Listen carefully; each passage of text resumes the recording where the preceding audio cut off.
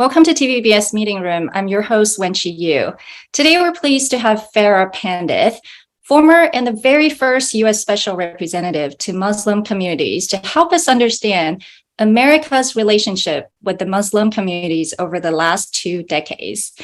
FARAH served in both Bush and Obama administrations in various government agencies, including the White House National Security Council, U.S. Department of State, USAID, and Department of Homeland Security. She wrote a book, How We Win, that recounts her government experiences, and she's currently a fellow at Harvard Kennedy School's Belfer Center. Welcome, FARAH. Thank you so much. I'm really pleased to be here with you. It's nice to see you. So President Biden's most recent Middle East trip, especially the stop in Saudi Arabia and meeting with the Crown Prince, Mohammed bin Salman, led to serious debates in Washington, D.C. about U.S. relationship with Saudi Arabia. And in your book, published in 2019, you said Saudi Arabia is the world's top exporter and enabler of Islamic extremism. Can you elaborate more on that point? And perhaps why the U.S. relationship with Saudi Arabia is so important, yet so complicated?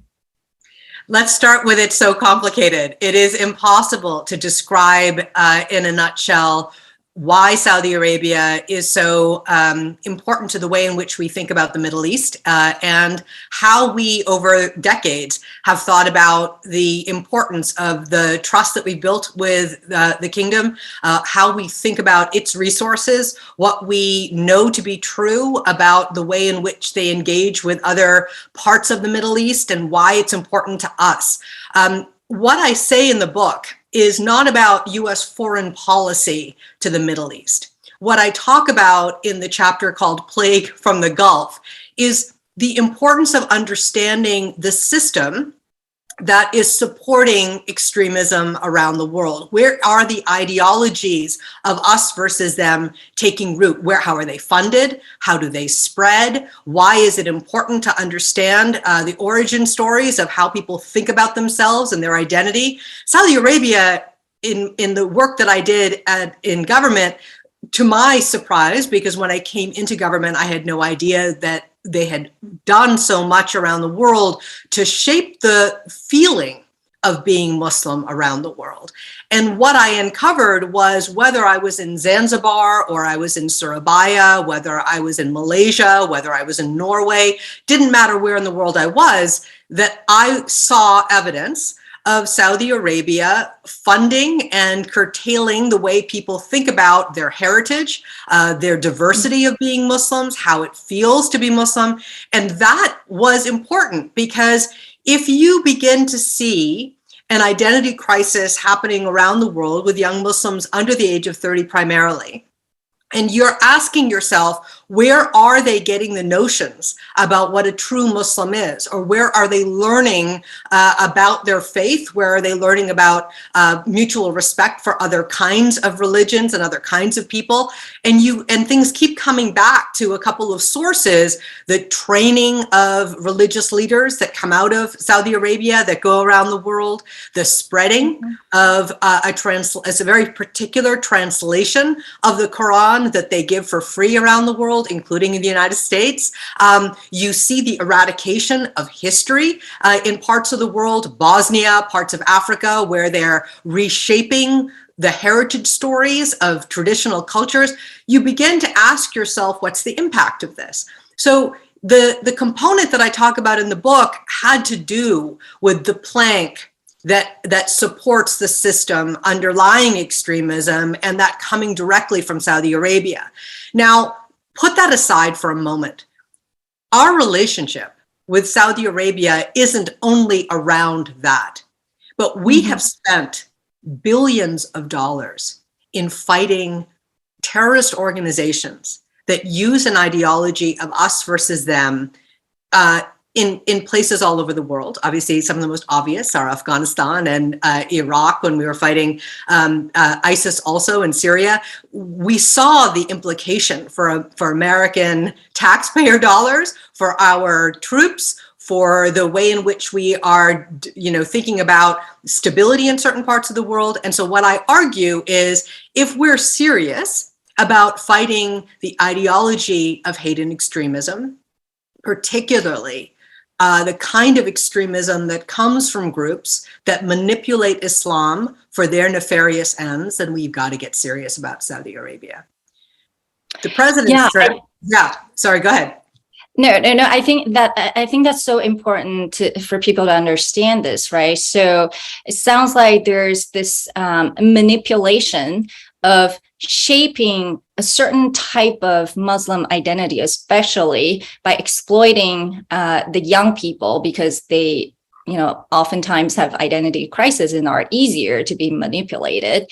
And as part of that Muslim community is also, includes some kind of anti-West or anti-US. Would you go that far to say that? Well, it's interesting. We have to really understand this, right? One, the US government is not going forward deciding what is a true Muslim and what is not a true Muslim. We have no opinion on which shape and form of respect someone has for their faith, whether it's Christian, Jewish, Hindu, Muslim. That's not what we do as government. But if we know that there are ideologies that promote violence in the name of something, that we have a problem here.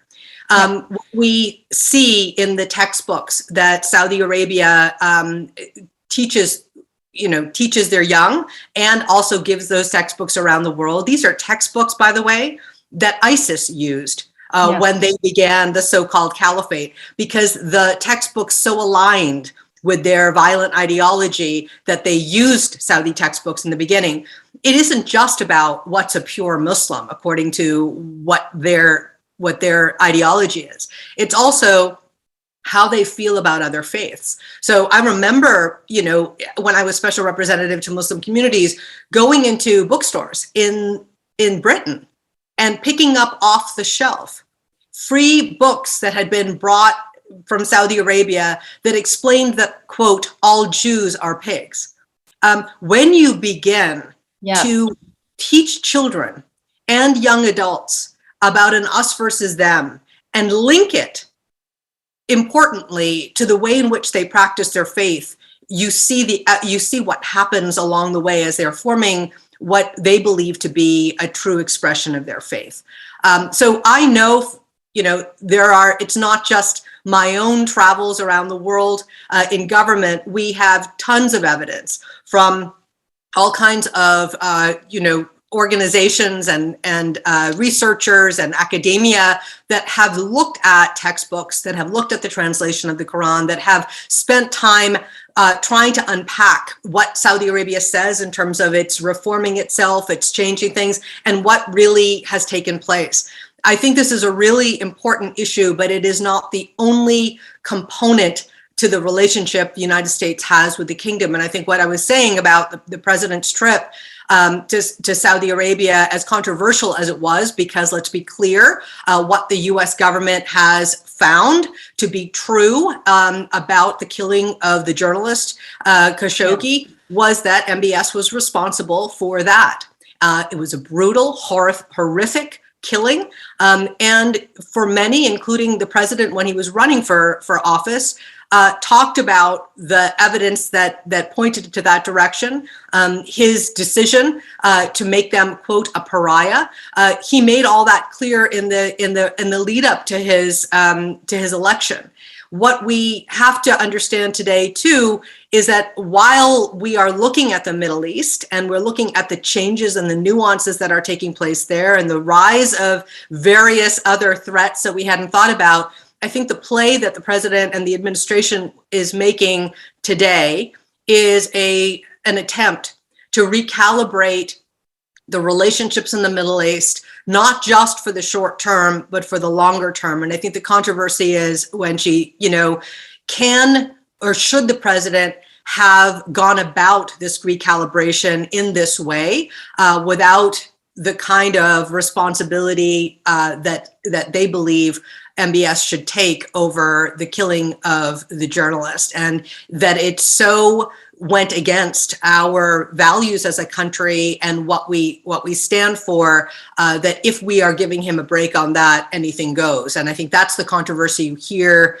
in the United States and the way in which we've looked at it. And I think it's important that we've had those conversations. The administration made a decision to continue, obviously, to go forward and to do that. And I think the consequences of that first step can't be seen in the weeks after the visit. It will be evidenced in the way in which a relationship changes over time. Yeah, I think, what you said about just a lot of short-term, long-term kind of strategy or policies that oftentimes the U.S. puts out have significant consequences, right? And one of the things I would say I like about, and you would certainly agree, was just the appointment of you to the position as the first ever U.S. Special Representative to Muslim communities. You were born in Kashmir, India, and immigrated to the U.S. at a young age, and as a Muslim. And can you just tell us, what the position was about, and why did at that time Secretary Hillary Clinton create a position like that? Perhaps, giving the historic context of 9/11 and its aftermath. One of the important things to think about when we think about the relationship we're trying to build with 1/4 of the planet, which 1/4 of the planet is Muslim, is that the way the United States looked at those demographics, a religious demographic, we as diplomats would often engage with religious communities, not through the lens of, looking at only one religion and saying we have to build better bridges, but really bringing interfaith into our conversations and diplomacy and how we think about things. And those that live in Muslim majority countries, as well as those who live as minorities, were not necessarily part of U.S. foreign policy equations as we lived prior to 9/11. 9/11 comes along and the whole world is actually, turned upside down, not expecting to see the kind of impact a group like Al-Qaeda could have. And the importantly, their ability to recruit young ideological soldiers to their cause, which obviously is not just a US threat, it's a threat for communities all over the world. So the decision in the Bush administration was to say, we are looking at this problem that we have, this challenge. Al-Qaeda is ascendant. We have just been attacked. We've got to go after them. And there was a dimension of this reaction. Obviously, that was a hard power component. The military, go after him, break down the cells, go after the money. But then there was also a conversation about the ideology. Who's being recruited? How are they being recruited? What is appealing to these young people that they find this ideology of interest? How can we think differently about this? How can we build better connections with communities that we know Al-Qaeda is going after? And so those kinds of conversations were happening not just in the United States, but obviously in other parts of the world too. We want to fortify, we want to inoculate communities so that AQ could not come in and lure young people in. And one of the ways we did that was to what in the Bush administration was called the war of ideas, the ideological component of the fight. Can we build antibodies using local communities, listening to their ideas on how to fortify themselves against the appeal of this ideology? And so that effort took hold in the Bush administration, and we piloted the approach through work that I did in the Europe Bureau of the State Department, trying to see, could we think about building networks of like-minded thinkers? Could we? And why did we start in Europe? We started in Europe because of something that had happened that people will remember. In 2006, there was the Danish cartoon crisis that happened. People were freaked. I mean, today it's odd because, it's 2022. We know what a viral moment is. We know that something that happens in one part of the world can affect something in something else. At that time, Twitter was not Twitter. It didn't exist. 2006 was a very different time. So suddenly a cartoon that mocked it was a satirical cartoon about the Prophet Muhammad, yes, that was able to generate violence in yes, other parts of the world, where US embassies and Western embassies had to protect themselves because there was violence that was happening. People lost their lives because of this cartoon and the violence that came afterwards. But importantly, you're asking, like, so how and what did we do? We said, there's a lot we don't know. How could something that happened in Copenhagen affect a life in Kabul? What is happening in Europe? And the traditional thinking for foreign policy is all things Muslim, Islam is from the Middle East. Like that's the mentality. In fact, there are more Muslims that live outside of the Middle East than in it.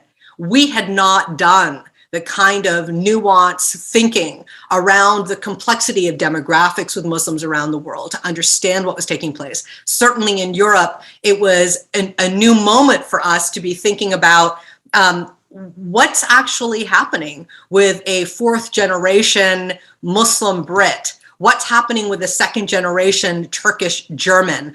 How do they think about identity and belonging? And if we don't understand what's happening, and Al-Qaeda does, we have a problem, because Al-Qaeda's narratives that are going after specific communities around being a real Muslim, they're going to beat us, and they're going to get more recruits because they're playing a different kind of game.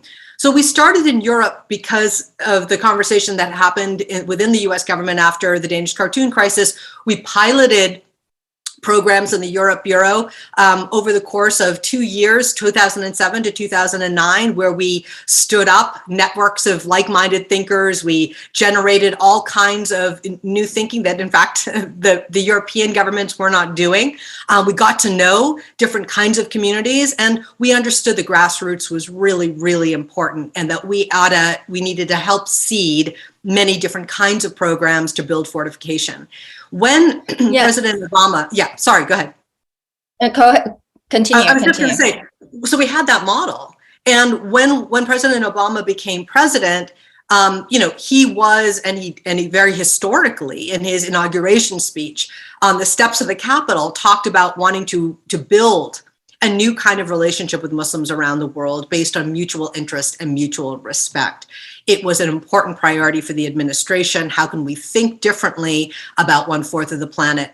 And one of the ways in which we were thinking about that is building new kinds of connections. And when I briefed Secretary Clinton about the work that we had done in the Bush administration about building, new bridges, finding new ways to connect with communities, she said, this is a great model. Can we take what we did in Europe and do it globally? And so she created the Office of the Special Representative to Muslim Communities. I was very fortunate to be asked to serve my nation in that capacity. And we built a plan of action around getting to know civil society, getting to know different kinds of elements in communities around the world, finding new ways to find common interest, to develop networks that had never existed before. And that's the work that we did in the Obama administration through the Office of the Special Representative. Yeah, I think those intentions were really important for people to know, because, for the rest of the world, if they just look at U.S. government actions, usually, it's manifested in our military powers, I would say our military presence around the world, right? So it's hard power, but there's a lot of work that actually goes into, trying to understand the communities and trying to win the hearts and minds of, the people around the world. Unfortunately, I would say that kind of work, I want you to talk more about that, which is, it's not well understood, and it's also not well executed, and it doesn't have enough resources behind it. And that's kind of your criticism of the U.S. government, sort of failures over the years of whether it's understanding sort of the Muslim communities or, just inside the government, not investing enough in people who actually have the on the ground experiences, or people who can simply relate to a different kind of, whether it's religious groups or ethnic groups or countries or cultures. And so you kind of call for a whole of society approach to really try to win the hearts and minds of Muslim communities. And how do you feel about it? Is that feasible right now, just given, the perception of the US around the world? One of the components to the question you're asking is this moment that we're in today with so much crisis around us. It's not just wars, it is instability around even the security of our own country. When we began this work, we were not looking at a threat within the United States from neo-Nazis the way we are today. We were not so the different kinds of extremism that are ascendant are very scary, very real, and very serious. And we have to understand that when the US government, which is only one part of the solution set, right? Government can do one piece of things. But what I call for in the book is for people to understand that there is a change that is happening culturally around the world, around us versus them, whether it has to do with religion or race or gender or sexuality, pick your thing. That we have increased the distance between communities, and it's become dangerous in terms of stability and sort of cohesion for work that we need to do on anything. If you can't talk to somebody who's different than you, we have a problem. So that's one piece of it. The other is, a lot has changed since 9/11 in 20 years in the way in which our government has talked about Muslim communities. And this is not, I want to be clear, this is not just about Muslim communities, because one could say to, look at what is happening with what neo-Nazis have done in our country and the changes that are happening in a very short period of time around the rise of hate. And what we need to do is to have everybody be aware that this isn't something that we can just sort of put aside. We have to stop being lazy on hate. And we need to get serious about what you need to do to change society so that it is not cool. It is not all right. It is not permissible. People don't just yeah, you can hate somebody. It's all right. We've got to change the culture in which we're doing that. I really believe very strongly that millennials, Gen Z, and Gen Alpha are the communities that we need to go after and help them to think about a conscious way of living so that they're not being duped by nefarious agents that want them to move in a different direction around identity and belonging. That's going to mean that businesses need to think differently about the way in which they're activating at a community level. What can they be doing to fight hate and extremism? And anti-Semitism is on the rise, and anti-Asian hate is on the rise, and we could go on and on. So it's not just about sort of the Muslim thing. It is much bigger than that. Secondly, I'm sorry to say, I will say this because philanthropy is an important part of the conversation too. I don't believe the philanthropic sector has stood up on this issue the way they could. And they need to get serious because the players that are able to invest in local solutions are not government entities. They're NGOs that do this work. And NGOs need the support funding-wise, obviously, of different kinds of funding streams, including philanthropy. Yeah, one thing you said that was really interesting in terms of the neo-Nazism in the United States in recent years. So, I think a lot of people in Taiwan kind of appreciated Trump administration's strong support for Taiwan, but how he talked about the COVID virus and also, his very hawkish China policy, almost in some ways blindly, is also viewed as contributing to the rising anti-Asian hate sentiment in the United States. And so what we're definitely seeing, whether it's the Muslim communities or the anti-Asian hate phenomena, sort of the narrative and actions taken by the government towards a country, a religion, a region or a government really shape people's perception, right? That's why, whether it's the U.S. war on terror or, sort of the war in Afghanistan or Iraq, was often interpreted as U.S. against Islam or the Muslim communities. And it's really, really difficult to be nuanced. So what's your take on that, and how can we do better?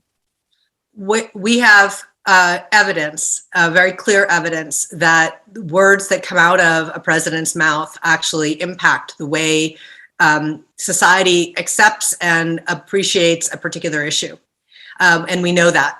One of the things I will say, and I said this consistently when I was in government, if you do the homework and you do the research and you understand what did American presidents have to say about Islam and Muslims from the very beginning, you can look at every single one of our presidents, starting with George Washington all the way to Barack Obama. Every single president used their stature to speak with respect about the religion of Islam and Muslims, and the importance of diversity of different faiths in our country, the ability for people to practice their faith in our country. So the optics and the language and the stature of the president's words, whether it was Reagan or whether it was Obama, said what we know to be true about our country and how we think about the diversity of our nation.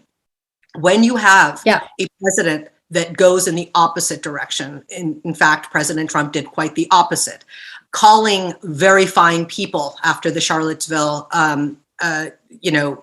horrific attack by neo-Nazis and the woman who lost her life, Heather Heyer. Whether you hear the president in the Oval talking about, people who are not white in a particular way, whether he decides to be funny, and I use that in quotes, about the Kung flu, whether all of the nasty, horrible things that President Trump did in the language and in the tone and the aggression in which he talked about it, lit up his followers in a very different way. And it sent a ripple, not just through our country, but around the world, that the US president is looking at these issues, speaking about these communities in a particular way. So I know that his language fueled those who are interested in separating and building an us versus them.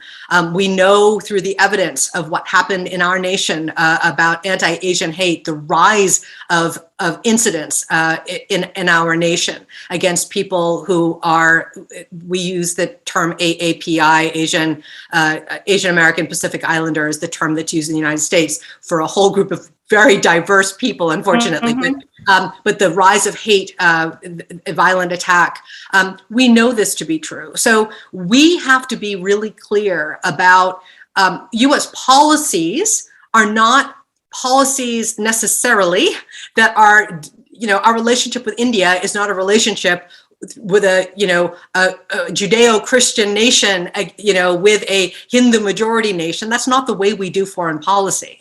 But we've got to be clear about the values that we have and the way in which we speak about different communities. And President Trump, I'm sorry to say, just did not do that.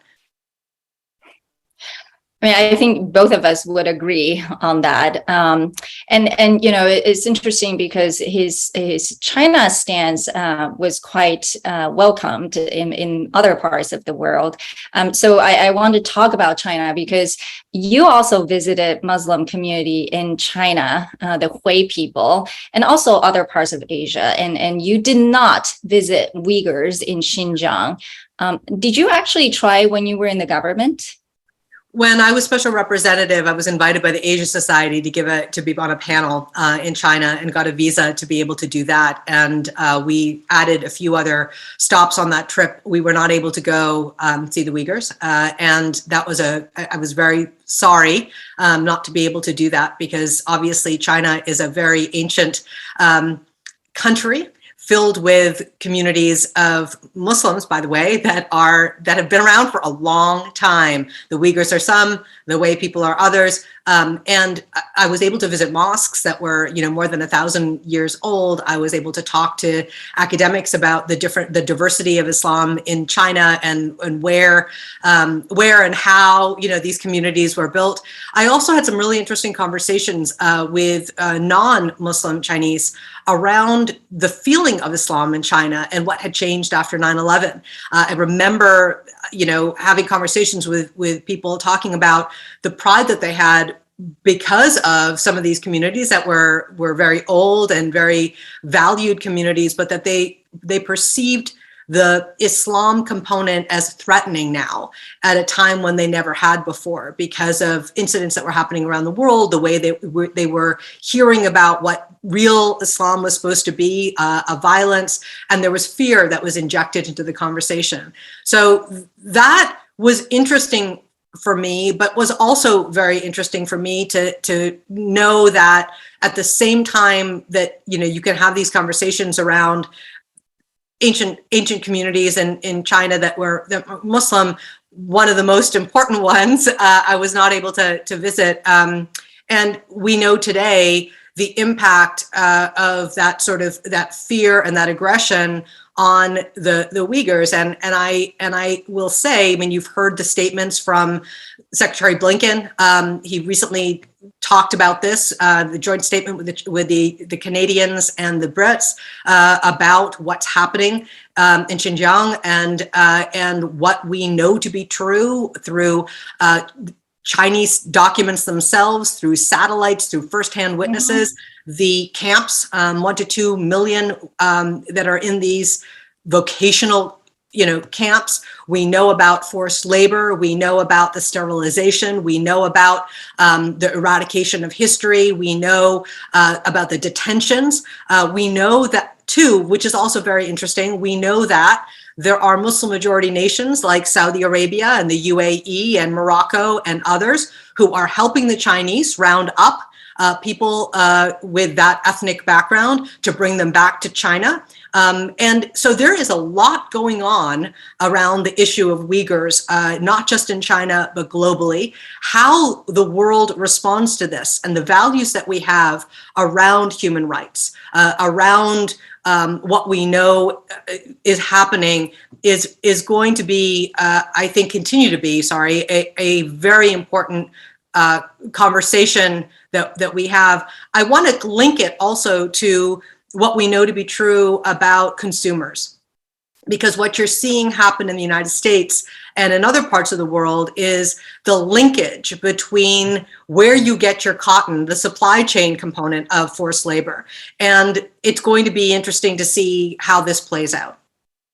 Yeah, I want to really drill down on this a little bit more, because I think, sort of Uyghurs as forced labor issues or, being forced to relinquish their religion and their languages and their culture and traditions actually has been going on in China for a long time, right? It's documented from 10, 15 years ago.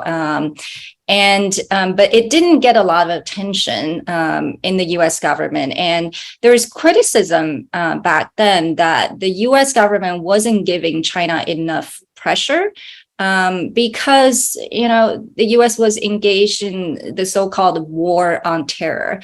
And the Chinese government excuse has always been, oh, these are extremists. They are, people who basically stir up violence in the country. And I still remember some, incidents that, seem to align with their narrative, framing those people as terrorists, and therefore they needed to take hard actions against some of the people. And of course, fast forward, what we're seeing is, I'm not saying which side is right, but, just more hatred and more harsh crackdown on this community. What do you think, I would say, in terms of the US, actions and words and policies towards on one hand, it's war on terror. On the other hand, it is, about another religious ethnic minority in China. How does the U.S. really balance the two? We have been, I will say, very clear for a long time. It is not a new issue. When you look at DRL, the Democracy, Human Rights and Labor, part of the State Department, you look at the reports that we give out every year around human rights and what country reports, the issue of the Uyghurs is not new. This is not something that suddenly came to pass. We have watched lots of action over the course of the 20 years since 9/11, where countries are picking out minority groups and using the excuse of terrorism to round them up and do horrific things. So this brand of spin isn't new. But what is new is today. There's a combination of both what policy people and intel folks know about what's happening in China and what has been happening in China, and the pace with which they're doing things, alongside with media being suddenly interested in this issue. So I want to be clear that as long as I can think about the way in which we've looked at minority groups in other countries, specifically, this issue of the Uyghurs, this isn't like, this came up 5 years ago and suddenly we're interested in it. This has been going on for a long time. The question is, why has it taken so long? If you look at Amnesty International, if you look at the National Endowment for Democracy, if you look at any of these, reputable organizations, they have been talking about this issue for a long time. So what's changed? What's changed that media is deciding, journalists are reporting that there are new facts. There's a lot of change that's happened in the ecosystem that is allowing this conversation to take place. And I think it is, I don't want to be cute about why it happened, but there are forces that are pushing this issue, thankfully, forward so that people can see what's been happening and the horror that is taking place for this ethnic minority. Well, thank you, FARAH. I think today has been so educational to myself and a lot of our audience. I wish your book is translated into Chinese and, being available in Taiwan, and we can discuss that later. But it's a great book for our global audience. And thank you for taking the time to speak to us. And I wish you the best and take care. Thank you.